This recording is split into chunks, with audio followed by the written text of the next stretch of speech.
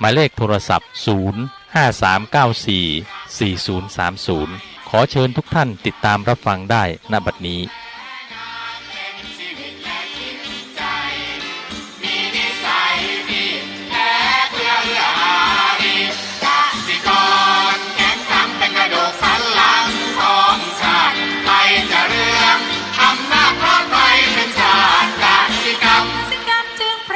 เป็นหลักมัน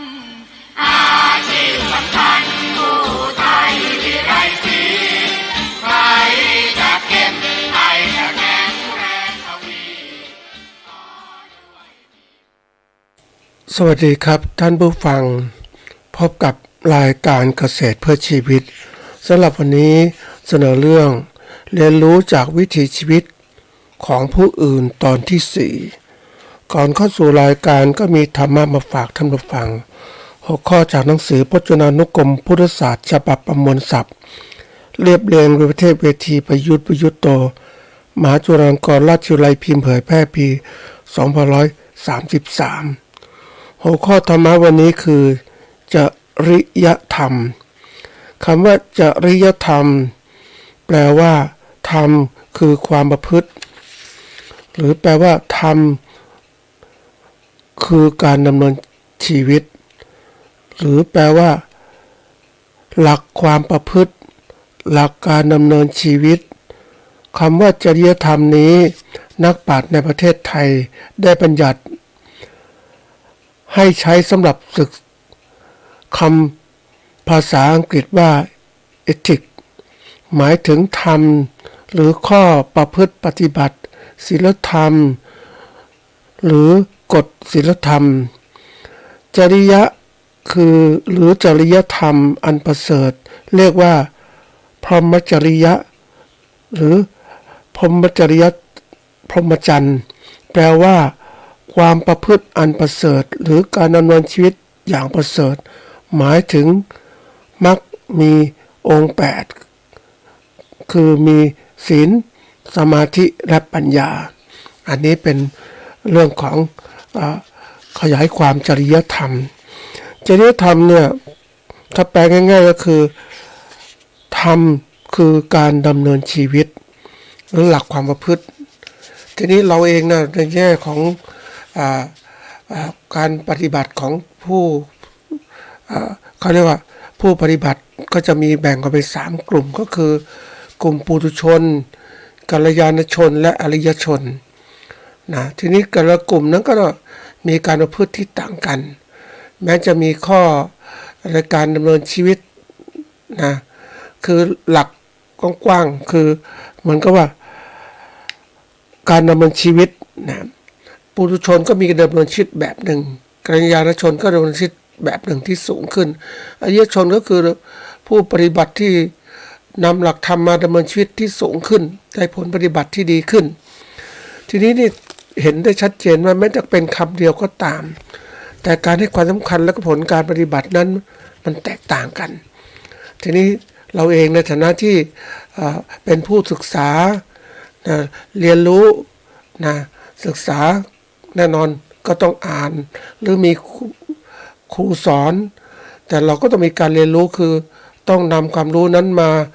ทำการปฏิบัติหรือสร้างความเข้าใจถูกต้องมากขึ้นอันนี้มันขึ้นอยู่ระดับที่ลึกมากขึ้นแล้วคนส่วนใหญ่เนี่ยเขาบอกว่าแค่เรียนรู้ไม่เรียนรู้คือรู้ธรรมดาศึกษาธรรมดาก็อ้างว่ารู้แล้วรู้ก็รู้จำนั่นแหละแต่ถ้าไม่เรียนรู้หรือไม่เอาความรู้เหล่านั้นมาปฏิบัติก็ไม่สามารถที่จะเข้าสู่การเรียนรู้ความเข้าใจที่สมบูรณ์ได้ก็เป็นเรื่องที่สำคัญมากคำเดียวกันจริยธรรมคือธรรมดำเนินชีวิตเนี่ยมันก็มีความหมายที่ลึกเข้าไปอีกขึ้นอยู่กับผู้ปฏิบัติเองว่าให้ความสำคัญมากเพียงใดวันนี้เราพุทธศาสนิกชนเหล่านั้นเนี่ยให้ความสำคัญเรื่องของการปฏิบัติธรรมเราน้อยเกินไปไม่ค่อยทำจริงทำจังนะอย่างที่กล่าวว่าคนก็แค่ทำสูงสุดก็มีทานศีลเท่านั้นแหละนะก็ไม่ค่อยภาวนาไม่สร้างสรรค์จิตใจที่สมบูรณ์แบบมากขึ้นก็เลยอยู่แค่นี้แหละ อาจจะเลื่อนจากกัลยาณชนไปอริยชนก็ลำบาก เพราะว่าความตั้งอกตั้งใจในการปฏิบัติ อันนี้เป็นสิ่งสำคัญนะท่านผู้ฟังเรียนรู้อะไรก็ตามเนี่ยก็ต้องเข้าถึงความเป็นจริง แต่เราก็ไม่เข้าถึงความจริงก็รู้ก็จะพบเปลือกเท่านั้นแหละเราก็เป็นที่น่าเสียดายว่าเราพบพระพุทธศาสนาแล้วมีคำสอนของพระเจ้าแล้วเนี่ยเราไม่นำคำสอนไปปฏิบัติก็เป็นที่น่าเสียดายนะก็ฝากให้เป็นข้อคิดนะวันนี้เรามาเรียนเข้าสู่เรื่องของเรานะครับเรื่องของเรียนรู้จากวิถีชีวิตของผู้อื่นตอนที่4นะทวนนิดนึงว่าคำว่าเรียนรู้เนี่ยเป็นคำกริยาแปลว่าความเข้าใจความหมายของสิ่งใดสิ่งหนึ่งโดยประสบการณ์นั่นคือต้องปฏิบัติแล้วจากวิถีชีวิตจากชีวิตการดำเนินชีวิตของผู้อื่นคือบุคคลอื่นเราตรงนี้ไปเพื่ออะไรเพื่อจะทำให้เราเป็นก็เรียกทางลัดไปสู่ความสำเร็จนะถ้าเรามาจะทำทุกอย่างด้วยตัวเองนะมันทำทุกอย่างลองทดลองช้ามันช้าไปท่านผู้ฟังเพราะวิธีการเราเรียนรู้จากวิถีชีวิตคนอื่นนั้นมันเป็นช่องทางลัดไปสู่ความสำเร็จเพราะนั้นมาดูสิ่งที่เสนอเป็นตัวอย่างคราวที่แล้วก็คือเรื่องของชีวิตของเกษตรกรผู้เลี้ยงผึ้งหรือผู้เลี้ยงผึ้งแล้วก็ชีวิตของผู้ประกอบการธุรกิจผึ้งเป็นยังไงนะแล้วก็เผชิญปัญหากับวิกฤตการณ์ต่างๆของประเทศและของโลกซึ่งทำให้เกิดปัญหาในการทำกำไรในแง่ของผู้ประกอบการก็ทำกำไรในแง่เกษตรกรผู้เลี้ยงผึ้งก็เจอปัญหาว่าจะสู้ต่อไปได้ไหมในวิกฤตการณ์ต่างๆทีนี้เราก็รู้แล้วนะนี่เป็นตัวอย่างอาชีพเกษตรกรเนี่ยเป็นอาชีพที่จะต้องมีความรู้ความสามารถที่สูงขึ้นนะไม่ใช่ว่าใครจะเป็นเกษตรกรได้คำกล่าวทั่วไปว่าเกษตรกรใครก็เป็นได้ก็จริงเป็นเกษตรกรธรรมดาไม่สามารถจะยกระดับที่สูงขึ้นเกษตรกรเป็นอาชีพนักบริหารธุรกิจนะท่านผู้ฟังที่ต้องมีความรู้เรื่องการผลิตและการตลาดที่สูงขึ้นเพราะฉะนั้นวันนี้เราจะอยู่ในวงการเกษตรหรือเป็นเกษตรกรอาชีพใดก็ตามจะต้องยกระดับของความรู้ของเราให้สูงขึ้นกว่าเดิมไม่ใช่ว่าฉันอยู่แค่นี้พอแล้วฉันอยู่อย่างเงี้ยสบายแล้วไม่ใช่มันนั่นความคิดที่ผิดการมองโลกที่ผิดก็ทำให้ตัวเองตกระกำลำบากทีนี้วันนี้ก็จะมาเล่าถึงเกษตรกรอีกกลุ่มอาชีพหนึ่งเป็นกรณีศึกษาเขาเป็นมีชีวิตเขาเรียกอะไรชีวิตของเกษตรกรนะเกษตรกรชาวนาที่ได้รับการสนับสนุนว่าแหมเกษตรกรแข่งขันเป็นดูสันหลังของชาติไทยเจริญอำนาจเพราะไทยเป็นชาติกสิกรรมเนี่ยเป็นเพลงที่ยกย่องเชิดชูเกษตรกรเป็นกระดูกสันหลังใช่สำคัญกระดูกสันหลังแต่สันหลังเนี่ยก็ไม่ค่อยมีคนสนใจท่านผู้ฟังเราก้มหน้าก้มตากับชาวนาก็ลำบากนะปวดหลังไม่หมดนะเพราะว่าถูกคนอื่นก็พึ่งพาถูกคนอื่นเขาให้เราเป็นชาวนาจริงๆแล้วมันเป็นเรื่องสำคัญนะท่านผู้ฟังถ้ารู้ลึกซึ้งนี่น่ากลัวนะมันเป็นอะไรที่แบบเขาไม่บอกความจริงทำให้เกษตรกรตกที่กำลำบากเกษตรกรชาวนาเนี่ยคือเขาเรียกว่าให้ทำนาเถอะเราจะมีกินมีใช้แต่เชื่อไหมว่ามีกินมีใช้เนี่ยคือเป็นผู้ที่ผลิตอาหารให้กับโลกข้าวเป็นอาหารที่สำคัญนะให้คาร์โบไฮเดรตวิตามินเกลือแร่ไขมันมีหลายอย่างแต่เป็นผู้ผลิตที่ว่าทำให้ผลิตมากๆก็เป็นเขาเรียกว่าเข้าสร้างความเขาเรียกอะไรมั่งคั่งอุดมสมบูรณ์ด้านอาหารแต่ผู้ผลิตเหล่านี้ชาวนาเหล่านี้ได้กำไรนิดเดียวในการผลิตก็ถูกคนอื่นเอารัดเปรียบก็ยังเป็นอย่างนี้ก็เรียกว่าพลังผลิตชาวนาในทำนามันเยอะแยะไปหมดเลยทุกที่ทุกทางมันเข้าระดับขั้นที่ว่าเป็นโอเวอร์ซัพพลายคือผลิตเกินปริมาณความต้องการเมื่อเกินความต้องการปุ๊บเนี่ยราคาก็ตกต่ำราคาก็ไม่สูงเพราะว่าผู้บริโภคก็สามารถซื้อนู่นซื้อนี่ได้ ไปซื้อข้าวที่นู่นที่นี่ก็ได้หมดเลยเพราะมันเยอะข้าวมันเยอะราคาก็ต้องถูกใช่ไหมสินค้าเกษตรเป็นปัญหาอย่างนี้แหละแล้วก็บอกให้ผลิตนะผลิตเป็นจริงๆตัวนี้สำคัญนะท่านผู้ฟังผลิตโดยไม่ดูตลาดเนี่ยมันลำบากเหมือนเกษตรกรที่เขาต้องเรียนรู้นะคือปฏิบัติไปแล้วเนี่ยทำนาไปเนี่ยอันนี้เป็นเกษตรกรฉะเชิงเทรากิ่งอำเภอราชสารจังหวัดฉะเชิงเทราซึ่งเป็นผู้ผลิตข้าวแต่ก่อนเป็นข้าวธรรมดานะตอนนี้ก็เป็นข้าวหอมมะลิโอ้ขายดีแต่ว่าคนก็ผลิตข้าวหอมมะลิไปหมดเลยก็ปรากฏว่ามันขายไม่ได้ราคาดีมี20 ไร่30 ไร่แต่ละคนก็ปลูกกันเต็มไม่หมดเลยแล้วก็โรงสีมีไม่กี่โรงก็ผูกขาดผูกขาดปุ๊บก็เริ่มคิด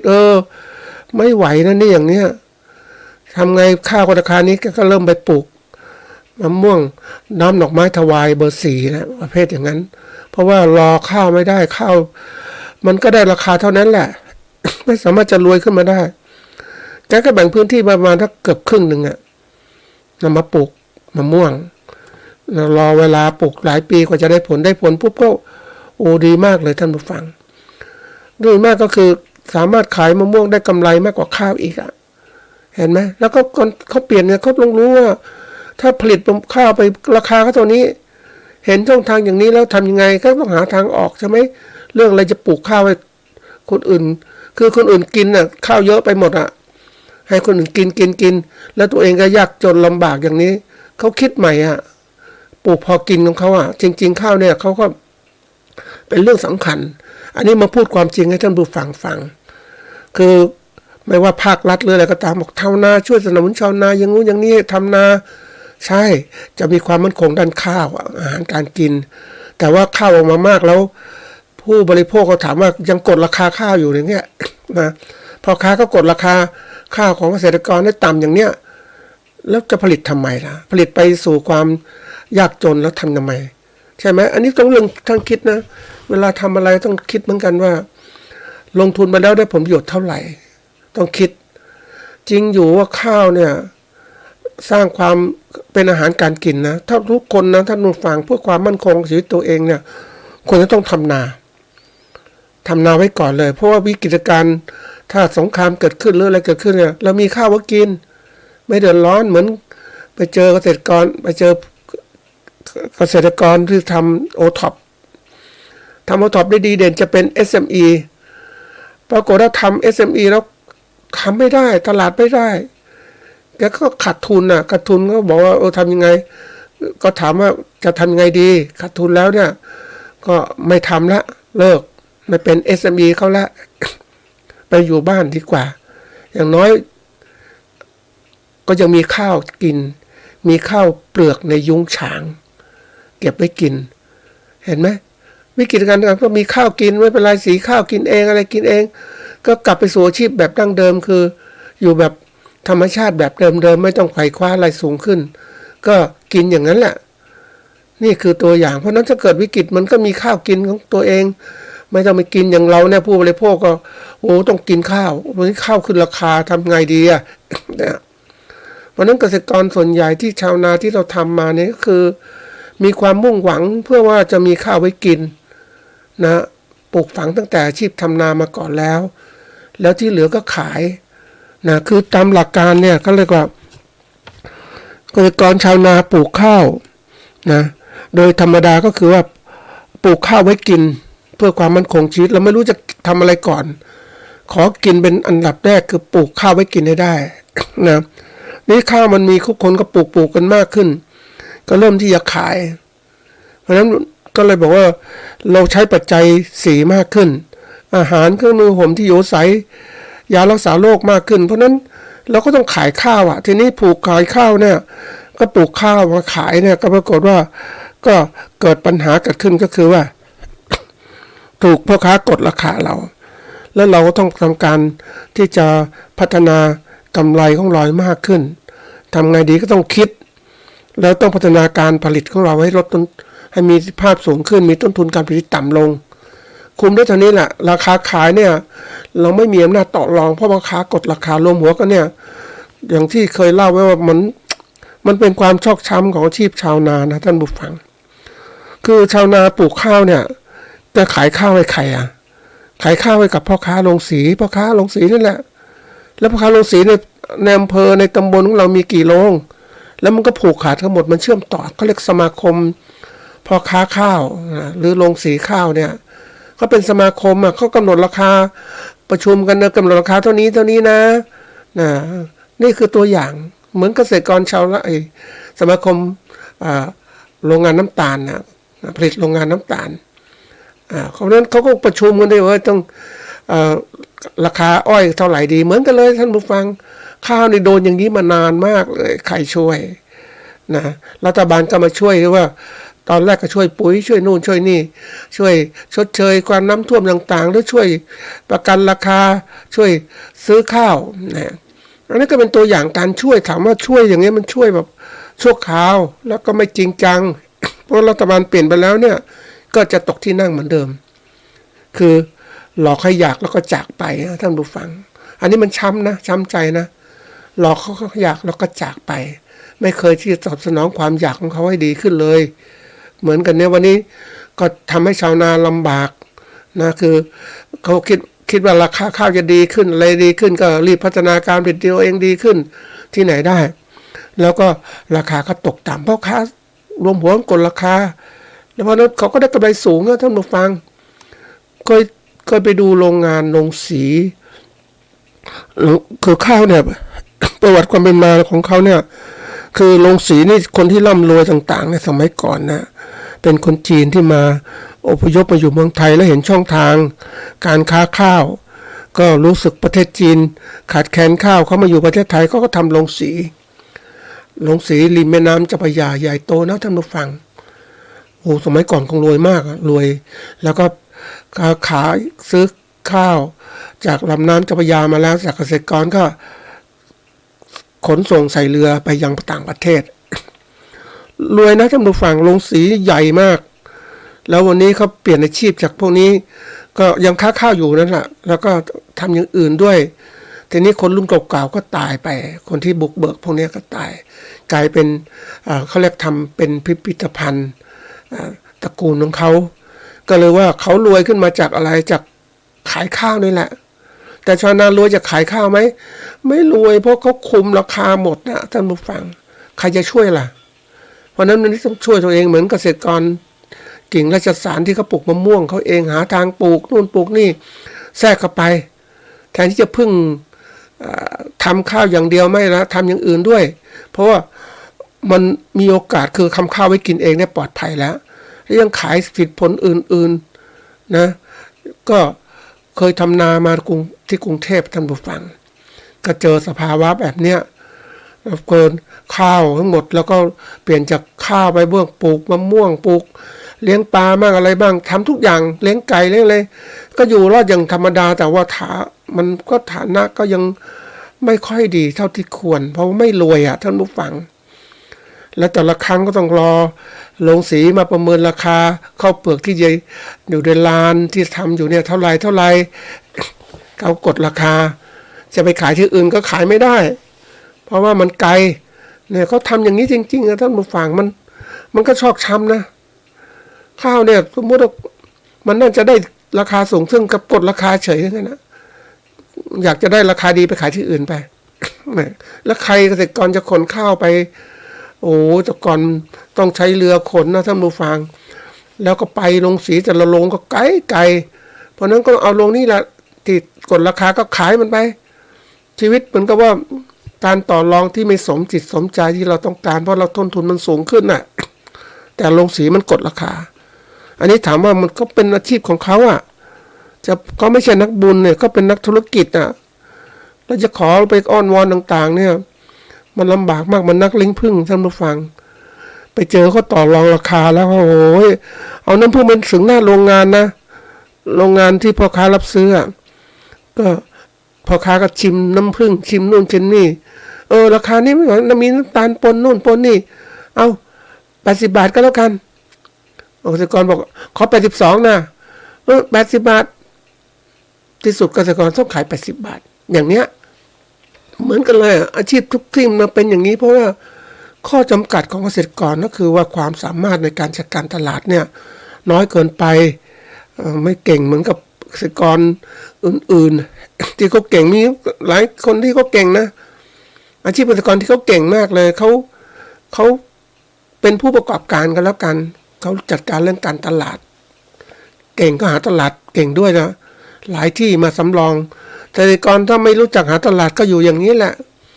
นะไปเจอเหมือนไปเจอเกษตรกรชาวนาที่ไม่อายอย่างเนี้ยลงสีใหญ่ๆโตทั้งนั้นแหละเกษตรกรยังทำนาอยู่อย่างนั้นน่ะก็ไม่รู้ทำอาชีพอะไรเพราะว่าอาชีพดั้งเดิมอ่ะก็ทำนาแต่ถามว่ามันก็อยู่พอกินอย่างเงี้ยแต่ถามจะรวยขึ้นไหมไม่รวยเพราะว่าการใช้ชีวิตพึ่งพาคนอื่นเนี่ยมันไม่สามารถที่จะอยู่ได้อย่างยั่งยืนนะเพราะถ้าเขากดราคาเราก็ลำบากเพราะวิธีการมันมีเยอะในเรื่องของการจัดการทีนี้ถ้าเกษตรกรปลูกเริ่มมาคิดถึงเรื่องการที่จะปลูกข้าวไว้ขายนะปลูกข้าวไว้ขายก็เริ่มต้องคิดพัฒนาตนเองให้สูงขึ้นทุกด้านเลยต้องมีความรู้เรื่องการบริหารจัดการการผลิตและการตลาดนี่การผลิตของเราเนี่ยคำว่าการผลิตก็คือการจัดการด้านการปลูกข้าวนั่นแหละปลูกข้าวต้องมีอะไรบ้างที่ยกตัวอย่างข้าวที่ก่อนก็ต้องมีพันธุ์ข้าวที่ดีพันธุ์ข้าวที่ดีต้องมาจากไหนแต่ก่อนก็มาจากเราเก็บพันธุ์ข้าวทั่วๆไปสมัยก่อนนะพันธุ์ข้าวอะไรต้นสูงข้าวรวงก็เล็กนะอันนี้ก็มีต้องไปหาพันธุ์ข้าวใหม่ๆกรมการข้าวก็ถ้าพูดถึงตามหลักนะท่านผู้ฟังถ้าเราไม่มีโอกาสพัฒนาเนี่ยก็จมปลักอยู่อย่างที่เดิมพันธุ์ข้าวกับพันธุ์เดิมๆแต่นี้เรารู้จักพัฒนาตนเองก็ไปดูว่าเฮ้ยพันธุ์ข้าวที่ไหนมันมีอย่างสมัยก่อนก็ว่าเวลาแรกนาขวัญเนี่ยก็ไปดูที่สนามหลวงไปดูข้าวมีพันธุ์ข้าวใหม่ๆแล้วก็ถามเขาพันธุ์ไหนเขามาจากไหนก็มาจากกรมการข้าวก็ไปกรมการข้าวก็ได้พันธุ์ข้าวดีๆกข9กข11ก็อะไรต่างๆพันธุ์ข้าวนะพันธุ์ข้าวเหนียวข้าวเจ้าแล้วแต่เราละพันธุ์ข้าวเจ้ามาปลูกมันก็ต้นเล็กต้นเตี้ยแล้วก็ให้ข้าวปริมาณที่มากขึ้นการปลูกยังเป็นแบบเดิมอยู่คือระยะปลูกก็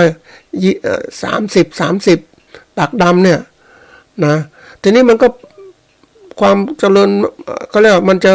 ต้องมีพันธุ์ข้าวดีแล้วไม่พอก็ต้องมีเรียกอะไรมีวิธีการปลูกที่ดีเราก็ได้ความรู้การปลูกเท่าเดิมก็คือมีความรู้เรื่องการปลูกปักดำแบบนี้นะแล้วก็ทำเทือกที่จะปลูกข้าวยังไงทำนายังไงเนี่ยก็มีทีนี้มาถึงเรื่องของการใช้ปุ๋ยยาฆ่าแมลงนี่สำคัญนะท่านผู้ฟังเรื่องของข้าวเนี่ยมันก็มีเรื่องของการเจริญเติบของข้าวเพราะสมัยก่อนน้ำมันท่วมนะท่านผู้ฟังเคยทำนาน้ำท่วมมันก็ดีอย่างคือน้ำมันบ่าท่วมไม่หมดมาเนี่ยแล้วเสร็จแล้วมันก็จะนำพาเอาพวกธาตุอาหารมาเพราะฉะนั้นข้าวก็เจริญเติบโตดีขึ้นมากเลยนะดีขึ้นนี่คือตัวสำคัญแต่หลังๆเนี่ยมันน้ำไม่ก็ท่วมท่านผู้ฟังเพราะว่ามีเขื่อนมีอะไรเนี่ยก็มันก็ต้องใช้ปุ๋ยละต้องใช้ปุ๋ยทีนี้ปุ๋ยเนี่ยถามว่าปุ๋ยนาสูตรเสมอคือ15 เนี่ย NPK เท่านี้หรือ16 20แล้วแต่ของเราว่าจะเพิ่มอะไรต่างๆแต่ถามว่าสมัยก่อนปุ๋ยเนี่ยเราก็ไม่รู้เรื่องสูตรเท่าไหร่นะท่านผู้ฟัง มันเป็นการเอาเปรียบของพ่อค้าเหมือนกันแล้วไม่มีใครมาช่วยนะคือปุ๋ยเนี่ยถามว่าสูตรมันครบไหมมันไม่ครบก็ได้นะไปเจอไอ้พวกที่ขายปุ๋ยรวยๆนะพี่แกผสมอื่นเข้าไปในปุ๋ยเกษตรกรไม่มีความรู้เรื่องสูตรปุ๋ยพวกก็เสร็จแล้วสิเอาไปหว่านข้าวถามว่ามันลงไปแล้วไม่รู้สูตรปุ๋ยเต็มไหมใครจะดูแลกระสอบเต็มทุกข้อเลยกระสอบปั๊มไปว่าสูตรนี้แต่วิธีการทดสอบปุ๋ยไม่มีเกษตรกรผู้มีความสามารถต้องรู้เอง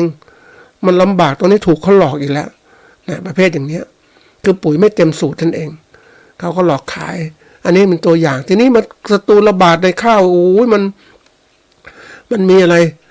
คือศัตรูข้าวเยอะมากนะท่านผู้ฟังนะไม่ว่าจะเป็นตอนที่ข้าวตัวเล็กๆก็มี ปูนานี่มันสมัยก่อนปูนานี่มันเยอะมากแล้วก็กินข้าวมันก็กัดกัดแล้วก็กินต้นอ่อนข้าวนะล้มเป็นแปลงข้าวไม่เติบโตแล้วมีพวกเพี้ยจักรจั่นข้าวจักรจั่นสีเขียวจักรจั่นสีน้ำตาลดูดกินน้ำเลี้ยงจากต้นข้าวก็จะไม่เจริญเติบโตนะอันนี้ทีนี้มาถึงเมื่อข้าวผ่าน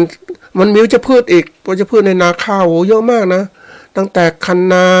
จนทั้งในทุ่งนาที่เราปลูกมันจะมีบัวมาตามน้ำเม็ดบัวมันก็ประเภทบัวเล็กๆแล้วสลายแต่ไม่หมดมันก็แย่งอาหารนะท่านผู้ฟังใส่ปุ๋ยไปก็ต้นพวกนี้สลายเติบโตดีนะสลายในน้ำสลายน้ำจืดนี่แหละมีหลายชนิดเติบโตดีมากก็ต้องเก็บต้องดายหญ้าทุกอย่างลำบากแล้วแต่แล้วเวลาข้าวเติบโตขึ้นมาก็จะมีนกจับคาเนี่ยท่านผู้ฟังไม่นกจับคากินผึ้งนะนกจับคากินข้าวนกจับเนี่ยเต็มไปหมดแล้วมันเกาะกินต้องจริงคนที่ทำนาเนี่ยท่านผู้ฟังศัตรูมีหมดไม่ทุกอย่างกินข้าวแล้วไม่พอนี่ข้าวเนี่ยเวลาเก็บเกี่ยวข้าวแล้วก็ต้องตากข้าวไว้เกี่ยวข้าวแล้วก็ตากไว้ที่ต้นข้าวตอนนี้ศัตรูมาใหม่ตัวนึงคือหนูนาเนี่ยมันมีทั้งหนูนาธรรมดากับหนูพุกหนูนานี่ตัวมันปัดเปรียวตัวเล็กๆมันตัวมันเยอะมากเลยแล้วก็เขาเรียกว่ามันเจาะรูในทำคันนาอยู่เต็มไปหมดเลยช่วงนี้ตัวลูกของมันเยอะแยะไปหมดอะพัฒนาแล้วก็มีหนูพุกตัวใหญ่ขึ้นมากินข้าวที่เราตากไว้นะอันนี้มันก็เราก็รีบเก็บเกี่ยวข้าวหอบข้าวมานวดด้วยแรงงานควายเดินไปนวดข้าวแล้วก็เสร็จแล้วก็มาจากนี้ก็เตรียมจะตากข้าวนกมาอีกมากินข้าวนกกระจอกเนี่ยก็กินนะท่านผู้ฟังรุ่นใหม่ๆเนี่ยก็จะมีเขาเรียกนกอะไรรู้ไหมนกพิราบไปเห็นในโรงสีต่างๆนะมันกินกันเต็มที่ชาวนาพวกโรงสีก็ต้องใช้วิธีการเขาเรียกอะไรใช้ตะข่ายแต่เมื่อนกพิราบมันเรียนรู้เร็วอ่ะมันก็มุดเข้าไปยังไงมาเป็นฝูงใหญ่ๆกินข้าวเปลือกอ่ะคือมันนกชนิดนี้มันเป็นนกเขาเรียกเป็นนกป่านะนกพิราบเนี่ยอันนี้มันกระจายไปทั่วประเทศเราแล้วเนี่ยมันก็ฉลาดในการเรียนรู้ในการกินอาหารนะเพราะนั้นวิธีนกมันมากินอย่างนกกระจอกเยอะไปหมดเลยนะกระจิบกระจอกกระจาบเนี่ยมันก็กินข้าวมันสนุกสนานเพลิดเพลินกินจนก็แบบเรานั่งดูข้าวเราหมดไปกว่าจะได้ทีละรวงมาเนี่ยนะทีละเม็ดก็ลำบากแล้วก็ข้าวถูกไปอย่างนี้แล้วเมื่อจะขายข้าวพ่อค้าก็มากดราคาอีกเนี่ยเจอสภาวะแบบนี้มันลำบากนะถ้าเป็นพูดตรงๆนะต้องนั่งคิดเหมือนกันเหนื่อยในการทำนาจะถูกเขาเอาปลัดเอาเปรียบอย่างเนี้ยเราก็ไม่มีความรู้ในการที่จะพัฒนาอาชีพอื่นๆเพราะว่าเราก็จมอยู่กับทำนาเหมือนกับบอกว่าคนเราเนี่ยก็ถูกหลอกเหมือนกันนะท่านผู้ฟังเราก็ทำนาได้ดีนะอาชีพทำนาดีมีข้าวกินก็คิดแค่นี้แหละจะถามว่าเฮ้ยเรารวยไหมไม่มีโอกาสรวยนอกจากจะมีพื้นที่กว้างๆขึ้นเป็นร้อยไร่เนี่ยรวยแต่ว่าถามว่ารวยยังไงก็รวยก็ไม่รวยเท่ากับพ่อค้าข้าวหรอกทุกเจ้าของโรงสีเขาโดนน่าเปรียบตลอดเวลาเพราะนั้นวันนี้ชาวนาจะต้องคิดใหม่แล้วอันนี้ไม่ใช่มาบอกว่าเฮ้ยจมอยู่กับทำนาเถอะนะอันนี้ไม่ได้บอกนะแต่ท่านต้องมีทางเลือกของท่านที่ดีกว่าทำนาก็ทำไปส่วนหนึ่งไว้กินไว้ใช้เพราะว่าตอนนี้ข้าวอยู่ในมือพ่อค้าก็ขึ้นราคาเมื่อไหร่ก็ได้ขึ้นราคาจริงๆนะท่านผู้ฟังสมมุติเขาซื้อข้าวเราไปเนี่ยเกินละ10,000 กว่าบาทเนี่ยนะหรือ7หรือ 9,000 บาทนะเขาไปขึ้นราคาเป็นสีข้าวปุ๊บสีแล้วเป็นข้าวสารใส่ถุงขายอะไรรวยอ่ะท่านผู้ฟังไปเจอที่แบบคนค้าข้าวนี่รวยจริงๆนะขณะที่เป็นไม่ใช่เป็นเจ้าของโรงสีนะท่านผู้ฟังเขาซื้อข้าวมาขายในร้านขาย ขายข้าวสารมีข้าวเหนียวมีข้าวสารข้าวหอมมะลิมีทุกอย่างหมดเลยนะข้าวเขาขายได้หมดอ่ะในสมัยหนึ่งที่ไปซื้อข้าวมากินนะท่านผู้ฟังพอเราขายข้าวเปลือกหมดแล้วเนี่ยเราซื้อข้าวมากินข้าวอะไรรู้ไหมข้าวที่มันหักนะคือข้าวเม็ดสมบูรณ์เนี่ยเขาก็ไปขายเราซื้อข้าวเม็ดที่หักมาเม็ดที่มันถูกหน่อยอะนะครั้งแรกก็ซื้อมาเพื่อจะต้มเข้ามาต้มให้หมากินเพราะมันถูกแต่เราจะเอาข้าวสารดีๆต้มมันก็ไม่ได้แต่บางทีก็กินมันก็ดีเหมือนกันนะกินได้ถามว่ามันเป็นตัวอย่างว่าชีวิตของผู้เป็นชาวนานี่ลำบากจริงๆถูกเอารัดเอาเปรียบทุกอย่างเพราะนั้นวันนี้เราจะยอมตัวเองให้คนอื่นเข้ามากดหลังเราทำไมเราก็ดูก้มหน้าก้มตาทำไมมาดูมองฟ้าที่กว้างขวางขึ้นทำอาชีพอะไรก็ได้ที่เพิ่มขึ้นเราจะมาถูกเขาหลอกว่าทำนาสิดีเนี่ยสมัยก่อนก็ถูกเขาหลอกนะโอ้ยทำนาแล้วประเทศไทยประเทศที่ปกครองโดยคนชั้นผู้นำที่เป็นรัฐบาลเผด็จการหลอกว่าแต่งเพลงชาวนาใครทุกคนเป็นเกษตรกรชาวนาเป็นผู้ที่มีพระคุณอย่างงู้นอย่างนี้ถามว่าคุณตอบสนองกับชาวนาอย่างไรคุณก็หลอกเขาทำนานั่นแหละแต่คุณก็ได้ประโยชน์จากเขาได้กินข้าวราคาถูกแต่ชาวนาลำบากเห็นไหมจะทำอะไรก็ไม่ก็ได้เพราะว่าคือเขาไม่ช่วยเหลืออย่างจริงจังเกษตรกรชุมนุมเกษตรกรชาวนาก็เฉพาะพื้นที่สหกรณ์ก็อยู่เฉพาะจังหวัดสหกรณ์ชาวนาอยู่เฉพาะจังหวัดนะรัฐบาลจะช่วยแต่ห้ามไปตั้งสหกรณ์หลายๆท้องที่มาร่วมกันเป็นสหกรณ์เพราะวิธีการเนี่ยคือการแบ่งแยกและปกครองมันเป็นธรรมชาติคนเราต้องเรียนรู้ว่ามันเป็นจริงๆประเทศไทยก็ทำอย่างเงี้ยให้อ่อนแอไว้ไม่ให้แข็งแรงไม่ได้เพราะปกครองยากมันเป็นธรรมดานะท่านผู้ฟังอาจจะเป็นสมัยที่คอมมิวนิสต์กำลังดังเนี่ยค้อนกับเคียวคือกรรมกรแล้วชาวนาเพราะถูกกดขี่มานานแต่ว่าผู้ปกครองก็ไม่ยอมต้องต่อสู้ใช่ไหมกดไว้ไม่ให้ขึ้นมาแต่ประเทศคอมมิวนิสต์เขาก็เกษตรกรมีมากชาวกรก็มีมากเพราะนั้นก็เลยเกิดการที่ว่าปฏิวัติประเทศจีนเนี่ยและหลายประเทศก็เป็นอย่างนี้เหมือนกันที่ประเทศคอมมิวนิสต์เนี่ยก็คือตัวอย่างอย่างนี้แหละมันถูกกดขี่ขูดรีดมาเพราะนั้นถ้าพูดถึงตามหลักมันก็เป็นไปตามนั้นแต่ว่าเราก็ต้องมาดูว่าเฮ้ยถ้าเราอยู่อย่างประเทศที่เสรีที่มีโอกาสต้องให้เขารู้ให้มากขึ้นนะพัฒนาเกษตรกรให้เข้มแข็งมากขึ้นไม่ใช่กดขนาดเนี้ยอันนี้ที่พูดว่ากดทุกอย่างก็คือกำกับทำให้เขาอยู่ในขอบเขตที่อยู่เท่านี้อย่าคิดมากอะไรยังมีแนวคิดใหม่ๆมากดว่าอย่าไปคิดอะไรมากมายมีชีวิตพอมีพอกินพอใช้แค่นี้ก็พอแล้วเนี่ยมันก็กลายเป็นว่าไม่รู้จักว่าความเป็นจริงเป็นยังไงก็นึกถึงธรรมะพุทธเจ้านั่นแหละท่านผู้ฟังว่ามรรคเนี่ยมีองค์8มรรคสำหรับคนธรรมดาก็สามารถเอามาใช้ได้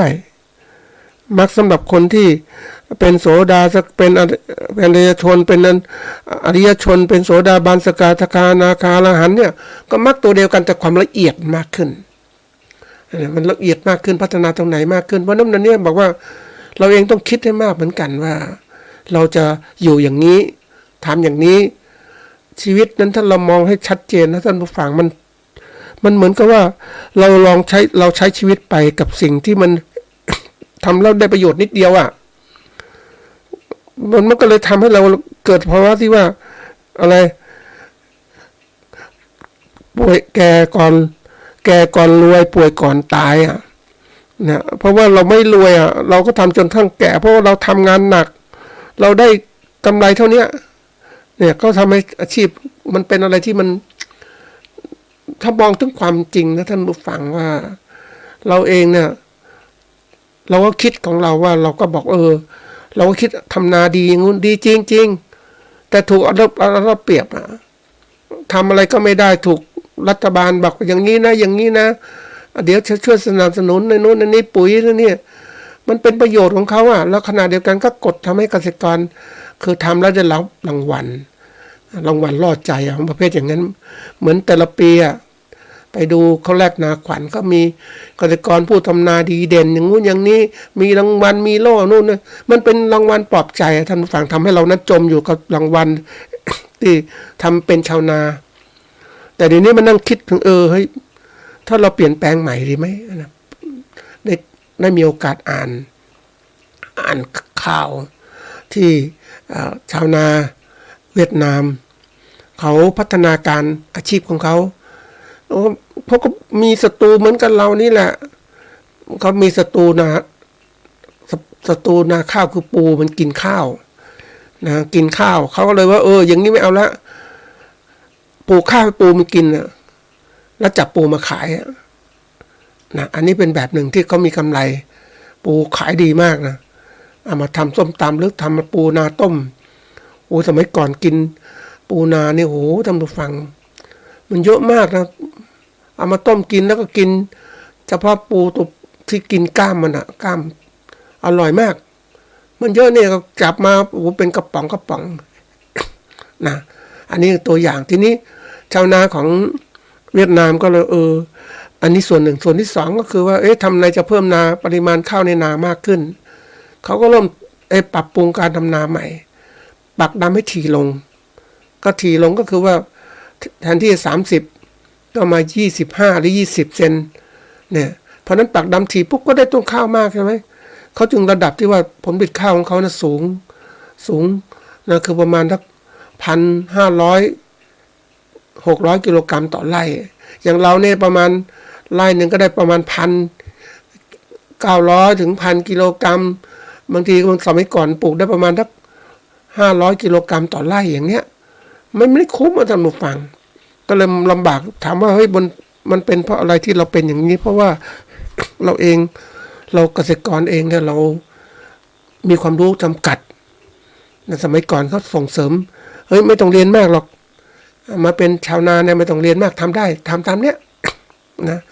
มันก็ง่ายจริงทำได้ปลูกข้าวได้จริงแล้วข้าวมันก็เป็นข้าวเนี่ยเป็นตระกูลเดียวกับหญ้านะท่านผู้ฟังมันขึ้นง่ายหวานๆไปก็ขึ้นแล้วมันใช่มันเท่านั้นแต่ถามว่าถ้าเราทำเป็นธุรกิจมันต้องพัฒนาคือ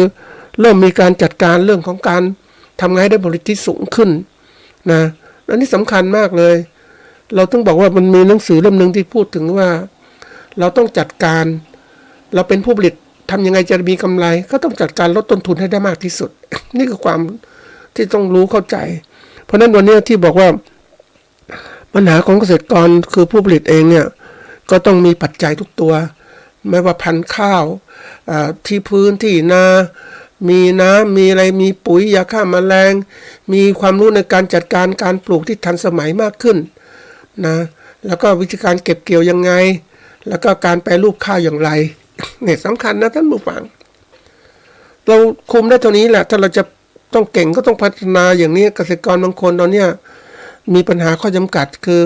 แรงงานเกษตรกรไม่มีก็เริ่มถูกนำเอาเครื่องจักรมาใช้ในการผลิตไม่ว่าจะเครื่องปักดำคือใช้รถแท็กเตอร์ไถนาแล้วทำเชือกต่างๆแรงงานสัตว์เลิกไปแล้วก็ใช้เครื่องปักดำเครื่องหว่านกล้าก็มีสมัยก่อนก็หว่านคือทำนาหว่านแต่มันทุดนาดำไม่ได้ก็ใช้เครื่องจักรปักดำแล้วก็มาถึงเครื่องจักรคือเครื่องให้ปุ๋ยเกษตรกรบางคนก็พัฒนาแล้วอย่างประเทศจีนพัฒนาก็ใช้โดรนในการที่ให้ปุ๋ยหรือยาฆ่าแมลงกับต้นข้าวนะใช้รถอย่างนั้นจริงๆนะมันถูกกว่ากันแล้วเสร็จแล้วเดี๋ยวมาถึงตอนเก็บเกี่ยวใช้เครื่องจักรเก็บเกี่ยวเครื่องจักรเก็บเกี่ยวเนี่ย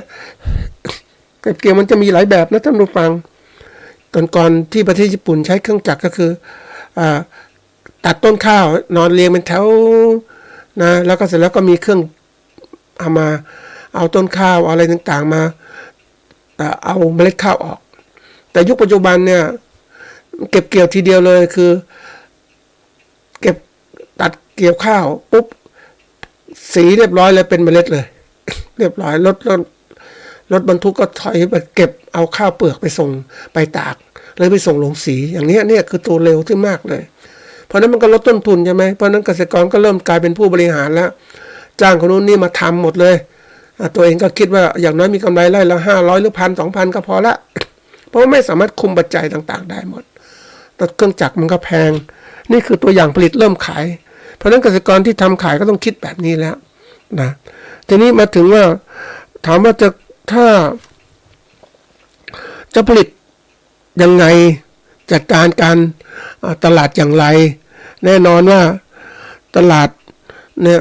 สำคัญมากสำหรับเกษตรกรไทยเองเนี่ยท่านผู้ฟังก็มีคู่แข่งอยู่แล้วคู่แข่งคือเกษตรกรข้าวด้วยกันเองผู้ปลูกข้าวด้วยกันเองนั่นแหละเป็นคู่แข่งก็คู่แข่งคือผลิตข้าวด้วยกันก็ไปขายโรงสีก็มีช่องทางเลือกก็เลยกดราคาได้คุณขายแพงฉันไม่ซื้อคุณฉันซื้อคนถูกกว่านี่คือแข่งขันเรื่องการค้าข้าวให้กับพ่อค้าคนกลางนะนี่มาเจอเรื่องของการเรื่องการบริโภคเพราะนั้นผู้บริโภคเนี่ยเขาไม่สามารถจะซื้อข้าวจากชาวนาเพราะชาวนาไม่มีโรงสีเขาต้องซื้อข้าวเปลือกจากพ่อค้าเพราะนั้นพ่อค้าคุมตลอดเลยอันนี้คือไม่สามารถที่จะไปจัดการได้เพราะชาวนาเล็กๆอยู่ลำบากเพราะนั้นมาเจอเรื่องของการที่ผูกขาดเรื่องการตลาดแล้วไม่พอผูกขาดเรื่องปัจจัยการผลิตทุกตัวนะเอาทุกตัวจริงๆนะท่านผู้ฟังมีปัญหาเหมือนกันว่าปุ๋ยยาฆ่าแมลงก็พ่อค้าผูกขาดอีกบางคนนี่ต้องใช้เขาเรียกว่าคือเกษตรกรเรามีปัญหาเรื่องที่ดินทุนแรงงานการประกอบการอยู่แล้วเนี่ย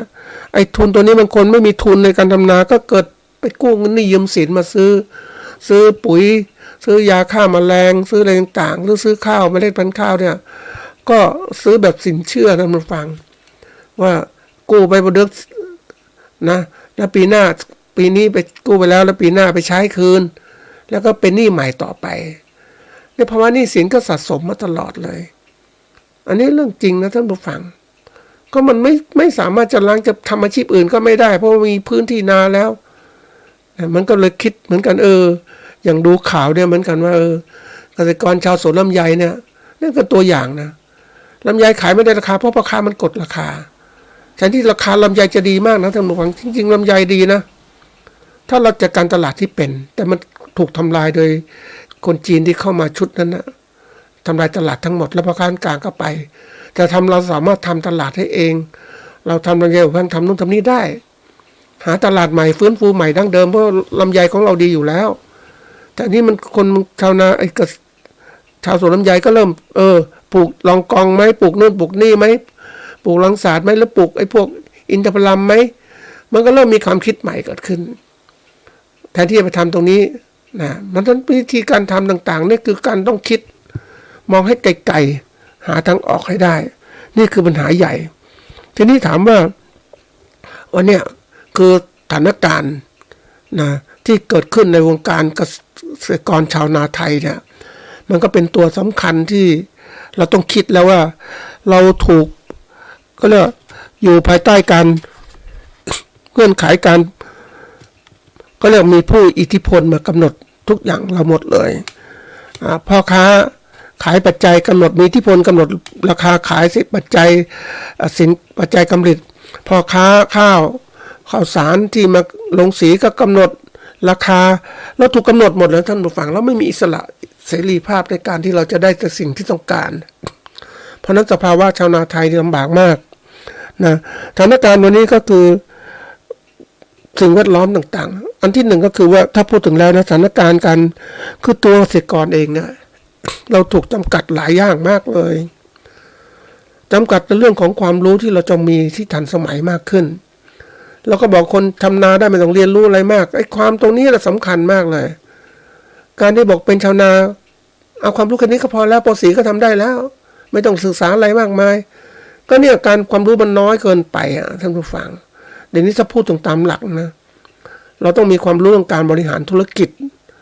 นะทำต้นทุนยังไงทำบริหารยังไงวางแผนธุรกิจอย่างไรให้เก่งขึ้นไม่ใช่ว่า แค่นี้พอแล้วอยู่อย่างธรรมดาเนี่ยพอแล้วไม่ต้องคิดอะไรมากชาวนามีข้าวกินก็พอแล้วแต่นี้มันไม่ใช่เพราะเราต้องใช้ปัจจัยอื่นเพิ่มขึ้นเราก็ถูกเขาหลอกให้เป็นอย่างเนี้ยเพราะนั้นวันนี้ต้องเปลี่ยนตัวเกษตรกรต้องเปลี่ยนต้องมีความรู้ให้มากขึ้นทัศนคติที่ดีขึ้นนะความสามารถที่ดีขึ้นได้ทุกด้านเลยไม่ธรรมดาเขาเรียกชาวนาอาชีพ ชาวนาเป็นมืออาชีพนะไม่ใช่ชาวนาธรรมดานะชาวนาเป็นมืออาชีพที่มีความมุ่งมั่นในการประกอบการทำนาปลูกข้าวนี่คือส่วนสำคัญเราเองถ้าเราแบบฉันก็เป็นชาวนาได้อย่างนู้นอย่างนี้ฉันก็ชาวนาอาชีพชาวนาก็ทำได้กันนะท่านผู้ฟังใครๆก็เป็นชาวนาได้ก็คือชาวนาแบบที่ว่าทำไปเรื่อยๆไม่คิดอะไรมากมายชาวนาแบบไม่ค่อยมีเงินท่านผู้ฟังคิดไปอย่างเงี้ยแต่เราเป็นชาวนายุคใหม่ท่านผู้ฟังมันต้องคิดก็เรียกก่อนยุคใหม่ต้องคิดนะเราจะพึ่งพาตัวเองเพราะนั้นเราเรียนรู้ต้องมองโลกทัศน์ให้กว้างขวางคือถ้าชาวนารวมตัวกันได้นะท่านผู้ฟังโอ้ประเทศชาวนารวยเลยคือทำเป็นชุมนุมเกษตรกรผู้ทำนาแห่งประเทศไทยนะทำเป็นชุมนุมแล้วนะแล้วก็ชุมนุมก็ช่วยกันแล้วก็เป็นชาวนาปุ๊บมีโรงสีของตัวเองมีตลาดของตัวเองคุมหมดเลยคุมค่าตัวเองให้หมดไม่ขายใครให้ราคาต่ำอันนี้ไม่ขายนะแล้วเปิดตลาดการค้าออนไลน์ออนไซต์ต่างประเทศทั้งหมดเลย ทั้งหมดเลยชาวนาก็รวยสิท่านผู้ฟังผูกขาดได้สบายเลยถ้าผูกขาดนี้ขึ้นราคาข้าวสมมติว่าตอนนี้ข้าวกิโลละ40 บาทก็ขึ้นเป็น100 บาทถามว่ารวยไม่รวยก็คือผู้บริโภคต้องหมดซื้อข้าวเรากินข้าวของเราแล้วก็รวยสิถ้าเราทำได้อย่างนี้ไหมทั้งประเทศทุกคนต้องกินข้าวแต่ทีนี้วิธีการไม่มีเขาไม่ให้ทำอย่างนี้เพราะว่าผูกขาดแล้วเรียกกันการเกษตรกรที่จะมีความรู้เรื่องนี้ ก็ไม่มากพอมันเป็นเหมือนกับว่าเราถูกแบ่งแยกและปกครองมานานความคิดของเราเนี่ยก็ต้องอยู่ในกรอบที่เขาวางไว้อันนี้สำคัญนะท่านผู้ฟังมันมีความรู้ในกรอบว่าคุณต้องคิดแบบนี้นะอย่างทำแบบนี้นะมันก็เป็นเรื่องที่ว่าความคิดเหล่านี้มันจำกัดความคิดอื่นๆเพิ่มขึ้นว่า ฉันเป็นชาวนามีความคิดแค่นี้ก็พอแล้วไม่ต้องคิดอะไรมากมายนะเรื่องนี้จำกัดนะ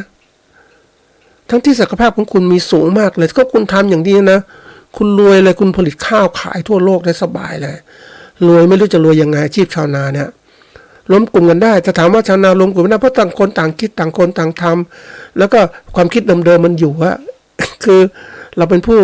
มีแค่นี้เราไม่ใช่นกนะเราบินไม่ได้ไม่มีปีกคิดอยู่เท่านี้ฉันทำแค่นี้ก็พอแล้วนะ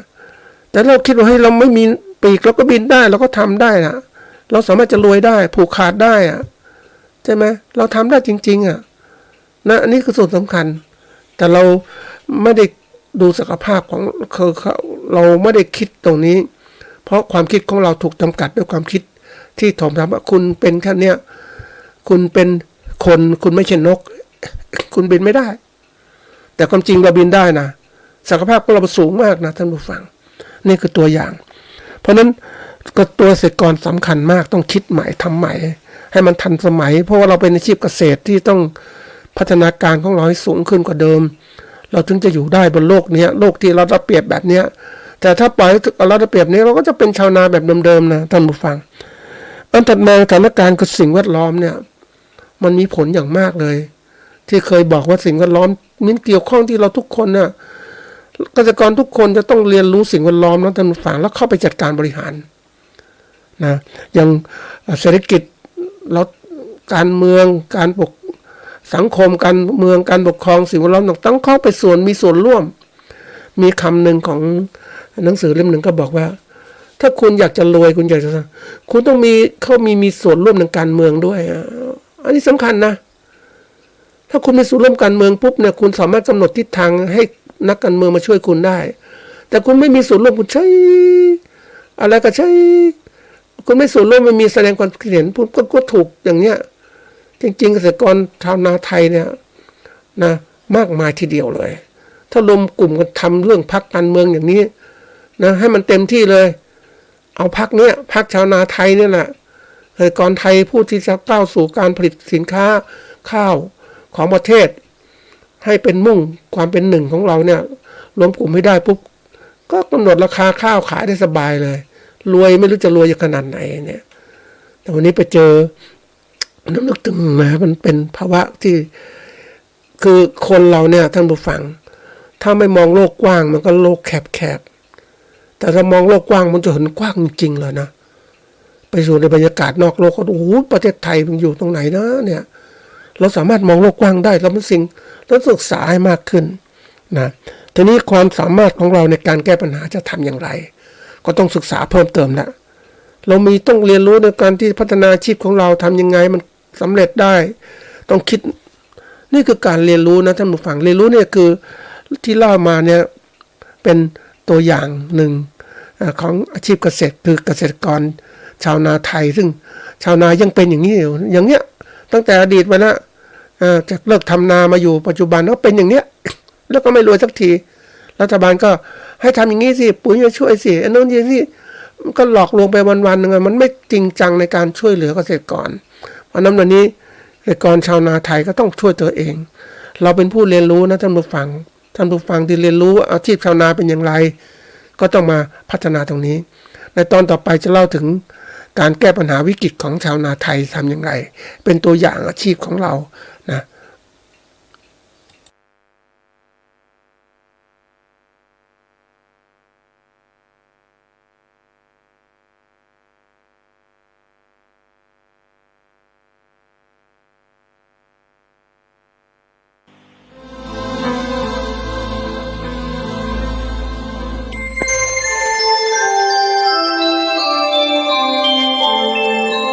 ขณะนี้ท่านกำลังฟังสถานีวิทยุกระจายเสียง FM 104.5 เมกะเฮิรตซ์ ขอเชิญร่วมถวายเทียนพรรษาประจำปี 2567 ของเครือข่ายคลื่นสีขาวเชียงใหม่เชียงรายลำพูนลำปางแป่น่านและพะเยาเนื่องด้วยคณะสงฆ์พระนักเผยแผ่ธรรมะเครือข่ายคลื่นสีขาวและคณะศรัทธาพุทธศาสนิกชนถวายเทียนพรรษาประจำปี 2567 จะนำไปถวายวัดต่างๆจำนวน9วัดในพื้นที่ภาคอีสานในวันที่23ถึง25สิงหาคม 2567 โดยจะออกเดินทางในวันที่23สิงหาคม 2567 เวลาตี 4ในโอกาสนี้จึงขอเชิญชวนพุทธศาสนิกชนทุกท่านได้ร่วมถวายเทียนพรรษาและร่วมอนุโมทนาบุญไปด้วยกันเพื่อส่งเสริมพระพุทธศาสนาและวัฒนธรรมประเพณีอันดีงามต่อไป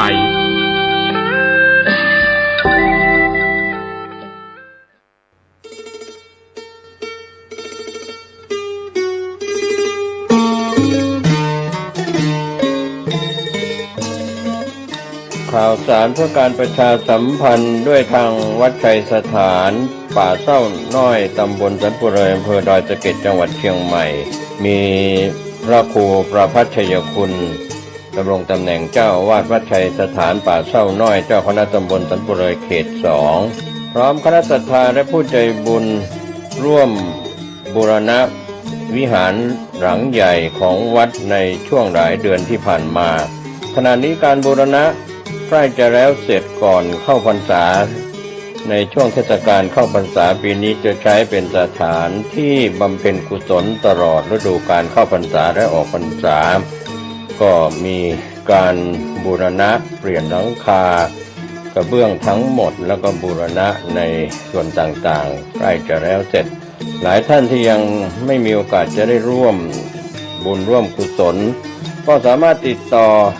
สอบถามและร่วมทำบุญได้ที่พระครูประภัชชัยคุณ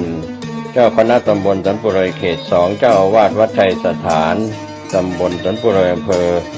ดอยสะเก็ดจังหวัดเชียงใหม่หมายเลขโทรศัพท์0876572458 หรือที่0531143332ได้ทุกวันก็เป็นการบูรณะวิหารหลังใหญ่ของวัดชัยสถานป่าเศร้าน้อยตำบลสันปุเรอำเภอดอยสะเก็ดจังหวัดเชียงใหม่ก็ขออนุโมทนากับหลายคนหลายท่านได้ร่วมทำบุญไปแล้วและหลายท่านยังไม่ได้ร่วมบุญก็สามารถร่วมทำบุญในคราวครั้งนี้โดยทั่วหน้ากัน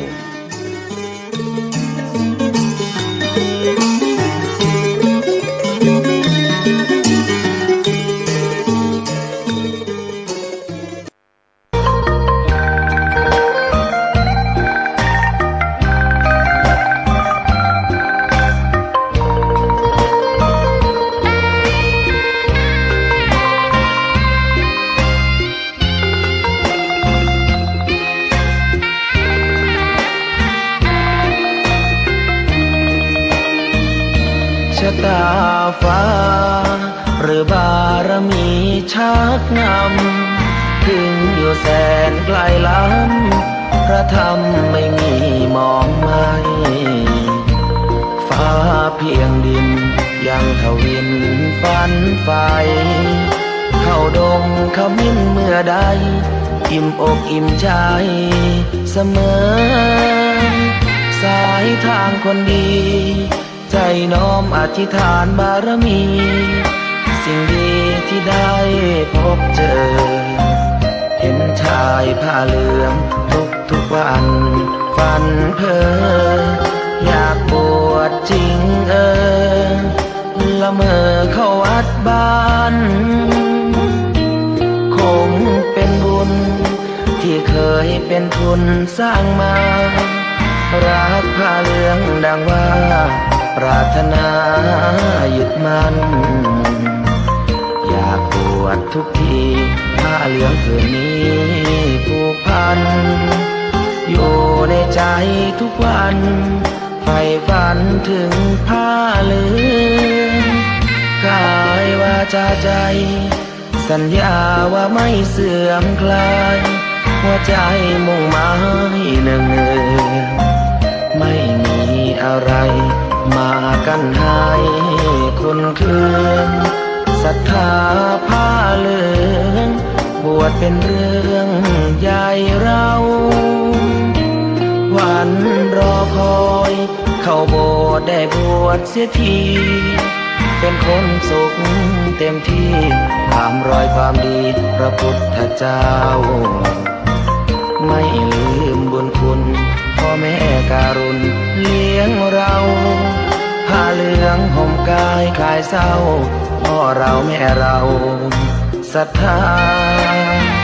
สุขใจจริงๆเป็นชายแต่หัวใจสิงพูดจริงทำจริงทุกราทุกคืนทุกวันผ้าเหลืองพันผูกกายาโอ้น้อวาสนาพระธรรมนำพาชีวิต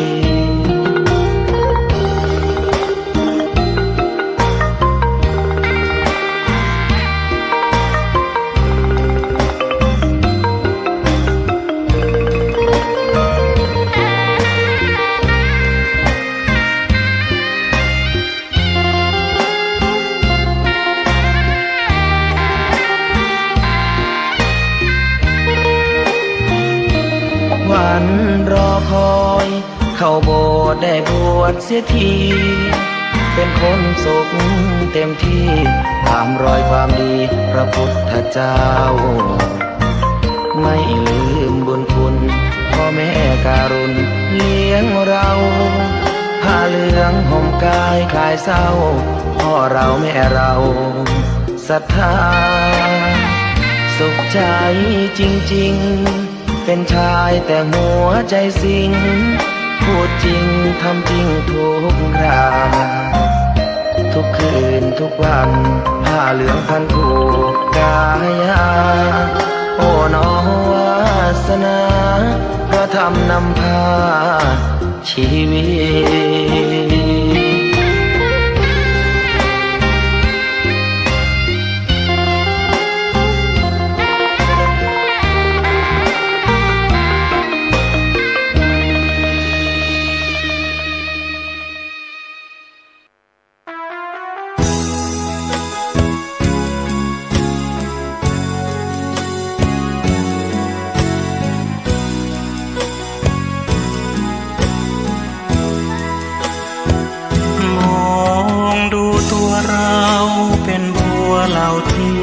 เท่าใด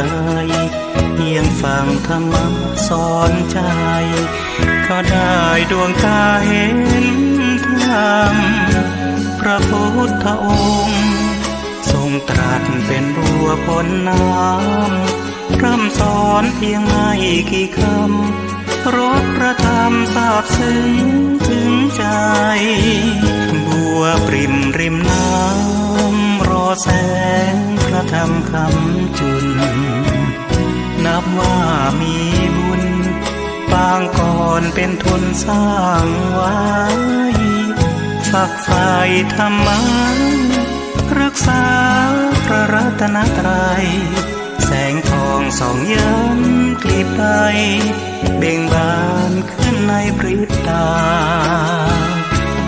บัวกลางบึงกว่าครึ่งบนโลกใบนี้กว่าจะโชคดีเปล่งกลีบสีต้องใช้เวลาอธิบายยกสายแม่น้ำทางหน้าเหยียบย่างสู่วัยชราเห็นศรัทธาก็เกือบจะสายชีวิตน่าเศร้าตัวเราอยู่ใต้โคลนตมมืดบอดระทมดิ่งจมห่วงเหวอามายไม่เห็นธรรมะพระพร่ำสอนให้เปลืองน้ำลายย่อมเป็นอาหารเต่าไปเวียนว่ายนายอเวที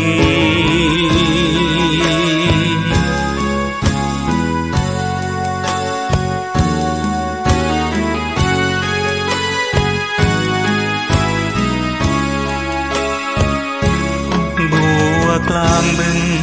กว่าครึ่งบนโลกใบนี้กว่าจะโชคดี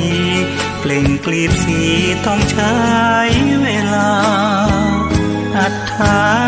ธิบายยกสายแม่น้ำทางหน้าเหยียบย่างสู่วัยชราเห็นศรัทธาก็เกือบจะสายชีวิตน่าเศร้าตัวเราอยู่ใต้โคลนตมมืดบอดระทมดิ่งจมห่วงเหวอามายไม่เห็นธรรมะพระพร่ำสอนให้เปลืองน้ำลายย่อมเป็นอาหารเต่าไปเวียนว่ายนายอเวที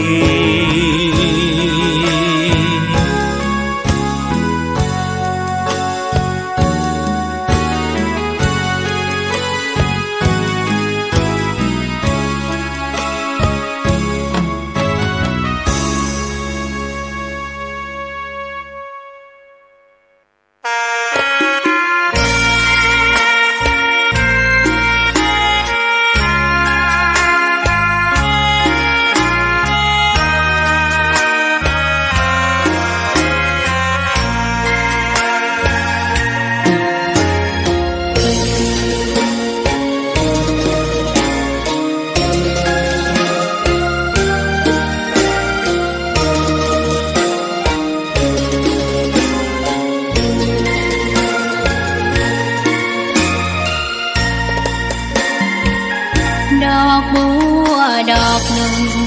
พึงใจไว้เพื่อบูชาแด่